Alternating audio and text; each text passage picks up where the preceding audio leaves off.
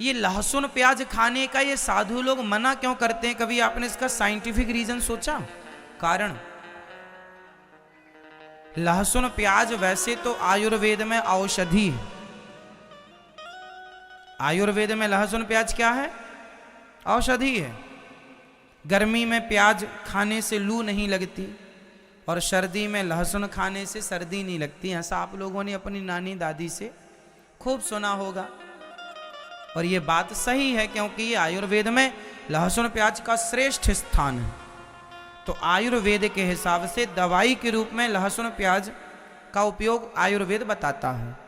फिर ये साधु लोग कहते हैं लहसुन प्याज ना खाओ, कारण क्या है?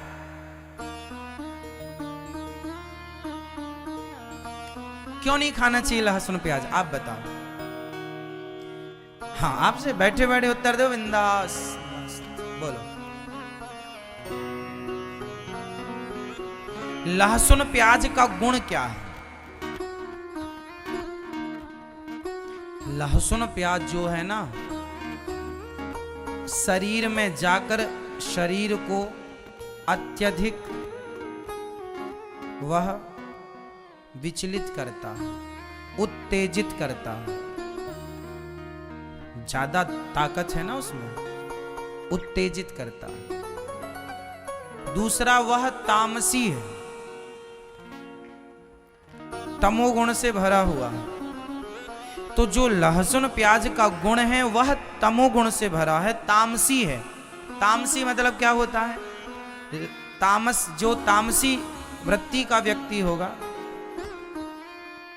वह आलसी ज्यादा होगा। लहसुन प्याज हमें क्या बनाता है? आलसी बनाता है। और केवल आलसी नहीं, आप समझिएगा, लहसुन प्याज दोनों शरीर को उत्तेजित करते हैं। क्या करते हैं?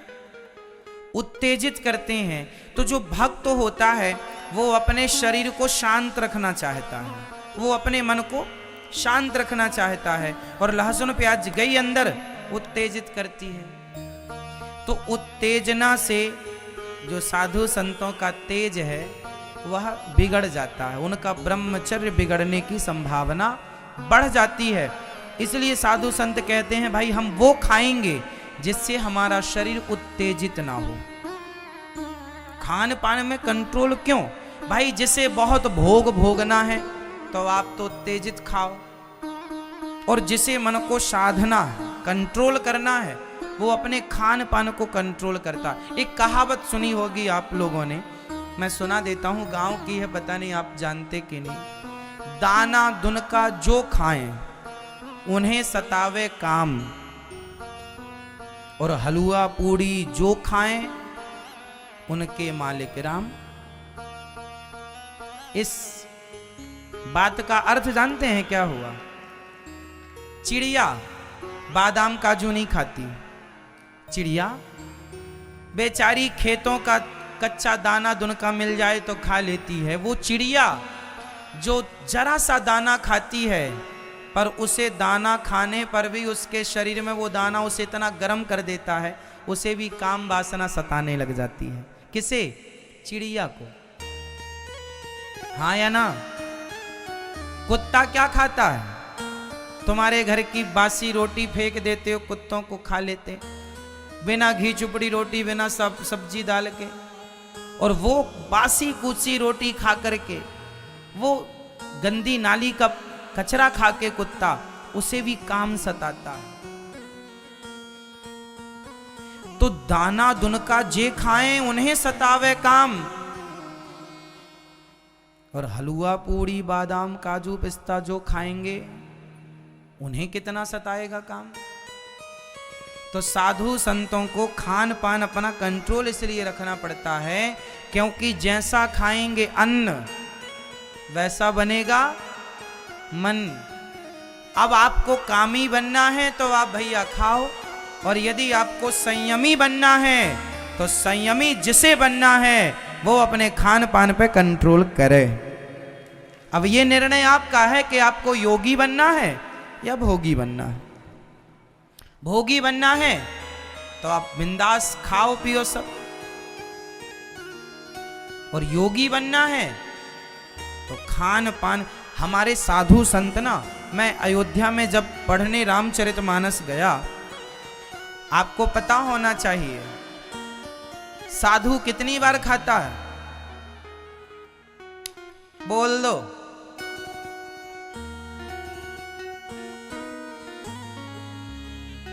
जो 2 बार खाए वो साधु हो ही नहीं सकता।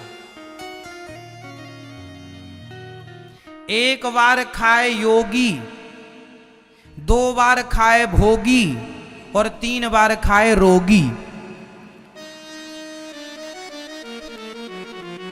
जो योगी है वो कितनी बार खाता है? जोर से।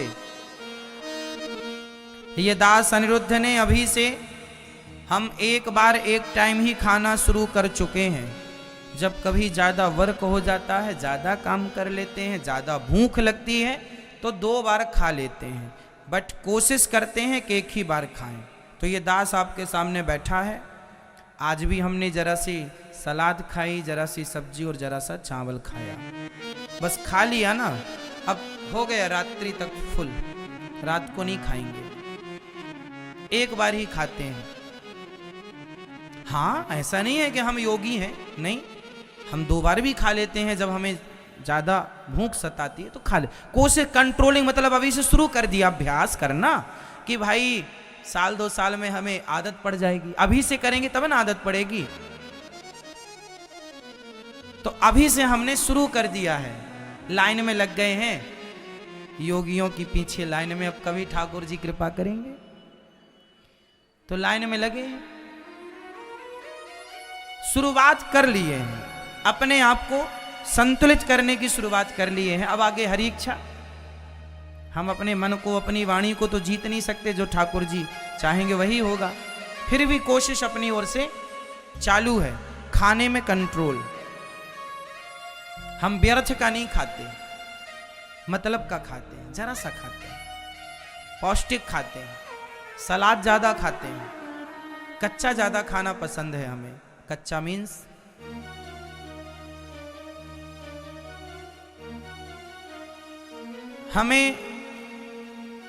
हमें पिज्जा बिल्कुल पसंद नहीं, बर्गर बिल्कुल पसंद नहीं, चाउमीन बिल्कुल, आप 56 भोग बना के रख दीजिए, बिल्कुल पसंद नहीं। ये देखो भगवान भी आ गए, देखो भगवान भी कह रहे हैं आप भी योगी बनो, कम खाओ।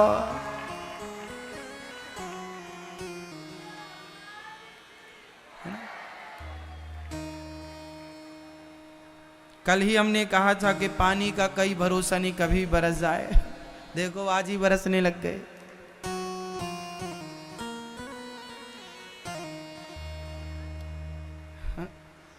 तुम चलो आनंद लो बारिश का, अपन तो कथा सुने मस्त। तो हमें किस पर कंट्रोल करना है? अपनी जिह्वा पर। अच्छा एक बात बताओ, 1 बार जो खाए वो कौन? जोर से। योगी। 2 बार खाए भोगी, 3 बार खाए भोगी, 3 बार खाए। जो ज्यादा बार खाता है, ज्यादा खाता है, वो रोगी होगा। कई लोग ना दिन भर खाते हैं, दिन भर पगुराते ही रहते हैं, दिन भर चबाते, जो मिले वो खा लिया।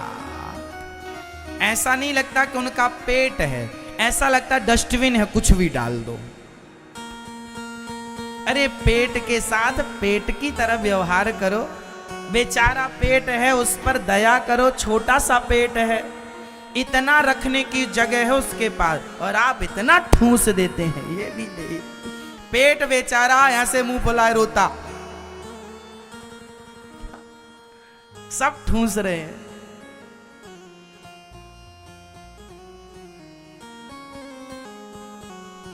खीर बनी तो खीर खा लिया, पूड़ी मिल गई पूड़ी ठूस लिया, रोटी मिल गई रोटी, बड़े मिल गए बड़े खा लिया, दही बड़ा मिल गया दही खा लिया, पेप्सी कोका कोला मिल गई वो पी लिया, जूस मिल गया वो पी लिया, आइसक्रीम मिल गई वो खा लिया, गुलाब जामुन मिल गई वो भी आने दो। अब पेट कंफ्यूज नहीं हो जाता होगा पहले किसे पचाऊं?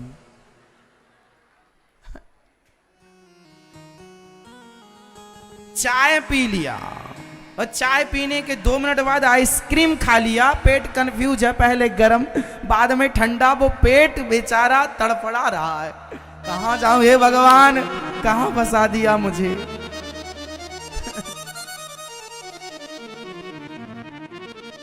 मतलब आज हमारे देश में 95% लोग ऐसे हैं हमारे भारत देश में जिन्हें खाने पीने का कोई ज्ञान नहीं है, किसके बाद क्या खाएं और किसके बाद क्या ना खाएं, यह ज्ञान हमारे देश में 140 करोड़ की जनसंख्या वाले देश में 95% लोग ऐसे हैं जिन्हें खाने पीने का कोई ज्ञान ही नहीं।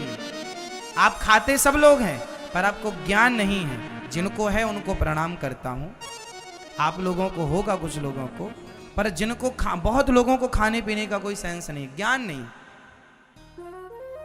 किसके बाद क्या खाना चाहिए और किसके बाद क्या नहीं खाना चाहिए। बताओ, आम रस पीने के बाद पेप्सी पीने से क्या होता है? नहीं पता ना, आदमी मर जाता है, पॉइजन हो जाता है। आम रस और पेप्सी का कोई कॉम्बिनेशन नहीं है, जैसे शहद और घी का कोई कॉम्बिनेशन नहीं है। आप घी भी अमृत है और शहद भी अमृत है, दोनों को पी लो मर जाओगे, पॉइजन हो जाएगा। आप किसी को एक साथ दोनों दे दीजिए तो वो जहर का काम करेगा। खा मत लेना, खा मत लेना, मरने की संभावना बढ़ जाएगी। मतलब हमारे आयुर्वेद में खान पान का एक विधान है, क्या खाना है क्या नहीं खाना, किसके बाद क्या खाएं और किसके बाद क्या ना खाएं। उड़द की दाल आप लोग दही के साथ खाते हैं, उड़द की दाल के बनते हैं बड़े, तो आप दही बड़ा खाते हैं। अब उड़द की दाल और दही का कोई कॉम्बिनेशन नहीं है, लेकिन आप खूब ठूंसते हैं, और शादी विवाह में तो खूब फ्री का मिलता है, खाओ खूब खाओ, भले मर जाएं, कल मरेंगे अभी तो खाओ। शादी विवाह में आदमी सब वहां पे 50 आइटम होंगे ना तो सारा खाएगा, 50 खाएगा, लिफाफा में भले 100 रुपए देगा पर खाएगा 500 रुपए का, वसूल करेगा पूरा, इतना दिया खाएंगे, भले मर जाए कल बीमार पड़ जाए खाएगा बराबर। और सब खा के रास्ते में द्वार पे आइसक्रीम मिलती है तो सब खा पी के वो आइसक्रीम खाता। अब बताओ, जब आप भोजन करते हैं तो हमारा पेट भोजन को पचाने लगता है, और पचाने के लिए अग्नि होती है जिसे जठराग्नि कहते हैं। जब वो पचा रही होती है तब आप ठंडी ठंडी आइसक्रीम खा लेते हैं तो भोजन पचता नहीं है, सड़ जाता है, और जिससे तमाम आपकी बीमारियां उत्पन्न होती हैं। कितनी बार समझा चुके हैं, लेकिन हमारे देश के लोग सुनने समझने को तैयार नहीं। स्वास्थ्य का ध्यान कौन रखेगा? आपको रखना पड़ेगा। खान पान ठीक करो। 1 बार खाए योगी, 2 बार खाए भोगी, और 3 बार खाए जो ज्यादा बार खाता है, ज्यादा खाता है वह जल्दी मरेगा। ज्यादा खाओगे जल्दी मरोगे, कम खाओगे ज्यादा जियोगे।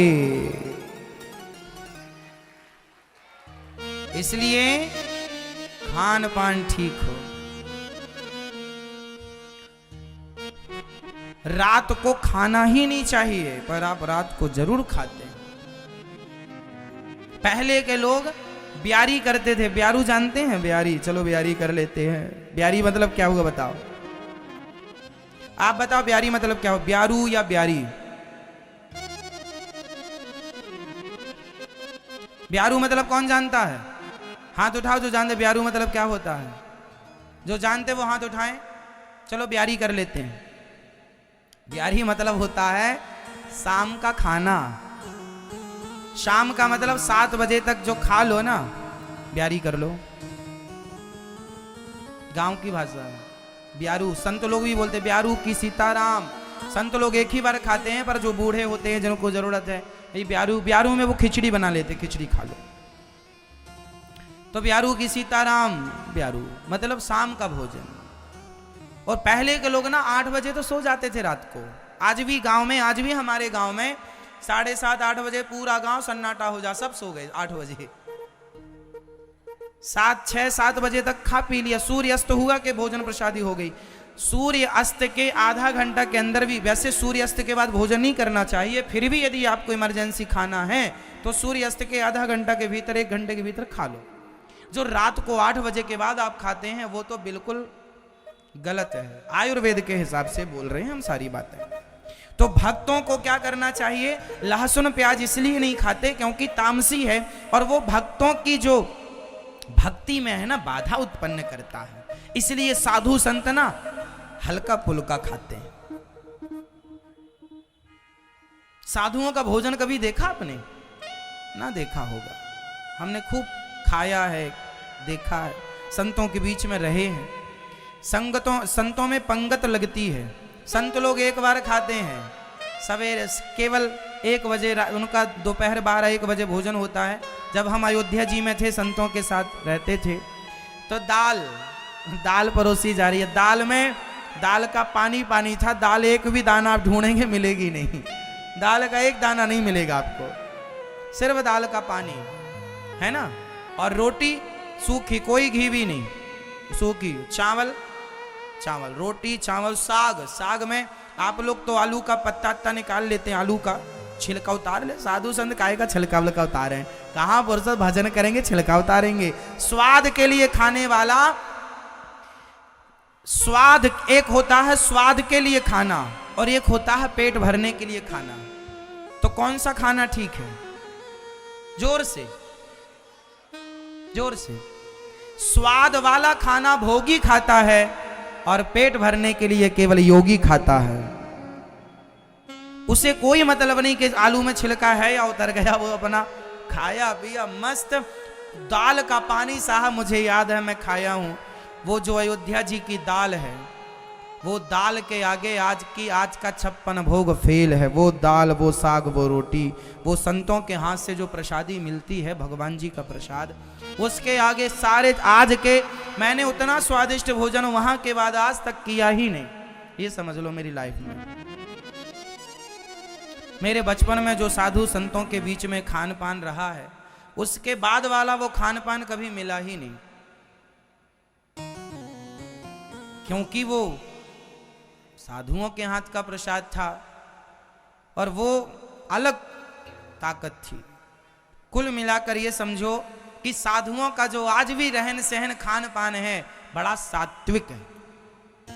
साधुओं की रोटी आप खाएंगे तो मैं विश्वास दिलाता हूं आप 1 माला एक्स्ट्रा जपने का भाव रखेंगे, क्योंकि उस साधु के हाथ का प्रसाद आपके पेट में गया तो मन बिल्कुल शुद्ध हो जाएगा उस रोटी से। क्योंकि जैसा अन्न वैसा मन। तो खान पान शुद्ध हो। नारद जी ने ध्रुव जी से कहा खान पान शुद्ध करो और भगवान का आहार निश्चिंतन करो।